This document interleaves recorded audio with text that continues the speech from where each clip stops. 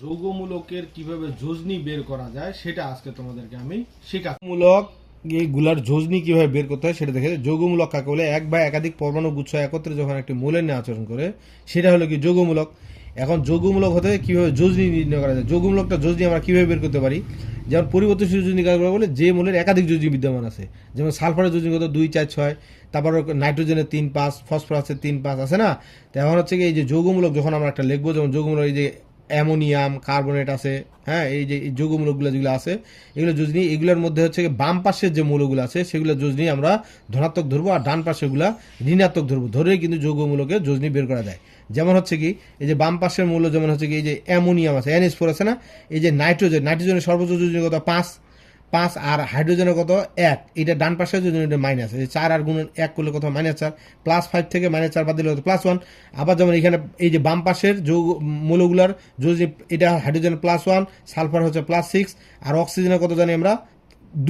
2কে এইখানে 4টা আছে, 4 দিয়ে গুণ করলে 4 2 8, দেখো +1 +6 +7, আর এখানে হচ্ছে -8, -8 থেকে +7 বাদ দিলে কত? -1। এই জন্য এটা এই যে উপরে -1 হয়। এইভাবে এটা 3 বার করে, যেমন হচ্ছে ফসফরাসে কত?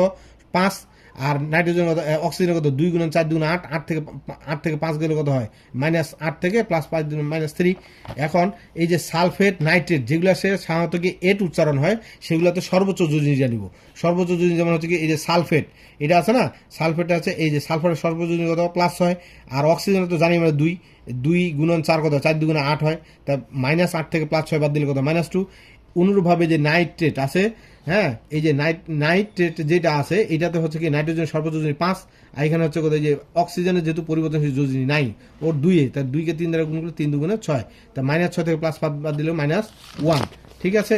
এখন হচ্ছে এই যে ফাইট যেগুলো হচ্ছে কি সালফাইড, নাইট্রাইট যেগুলো আছে, যেগুলোতে ইট উচ্চারণ হয় সেগুলো ছোট যোজনীটা ধরবো। যেমন সালফাইড আছে, এই যে SO3 আছে না? তাহলে সালফারের মানে ছোট যোজনী কত? 4, আর এখানে অক্সিজেনের কত? -2 গুণন 3 করলাম, তাহলে 6, +4 -6 থেকে +4 বাদ দিলে -2। এখানে নাইট্রোজেনের কত? +3, মানে ছোটটা ধরলাম, বড়টাতে 5, ছোটটা কত? +3। আর এখানে হচ্ছে 2 2 4, এই যে +3 থেকে যদি এই যে -4 থেকে +3 বাদ দিলে কত? -1। এই জন্য এখানে মাইনাস লেখা হয়, এখানে -2 ইয়া হয়। আর যোজনী বেশি হলে হয় ইক, আর কম হলে হয় আস। যেমন হচ্ছে কপারের যোজনী কত? কপারের যোজনী আছে 1 আছে, আবার 2ও আছে। এখানে কপারের যোজনী কত? যেমন এই যৌগটার মধ্যে এখানে কত? কপারের 1 লেখা আছে, অক্সিজেনের 2, তারপরে এখানে কপারের 1 যোজনী, এই জন্য কিউপ্রাস। মানে বেশি হলে আস, কম হলে বেশি হলে ইক, কম হলে আস। যোজনী বেশি হলে ইক, কম হলে আস। তাই যদি বেশি হয় কিউপ্রিক, এটা হলো কপারের যোজনী 2। আর যদি ফেরিক, ফেরিক মানে কি আয়রনের যোজনী 3। আর যদি কিউপ্রাস হয় তাহলে কপারের যোজনী 1। আর যদি ফেরাস হয় তাহলে কপারের যোজনী কত হয়? আয়রনের যোজনী হয় 2। এই যে দেখো কিউপ্রাস অক্সাইড, আর একটা হলো ফেরাস অক্সাইড। এখানে কপারের যোজনী কত?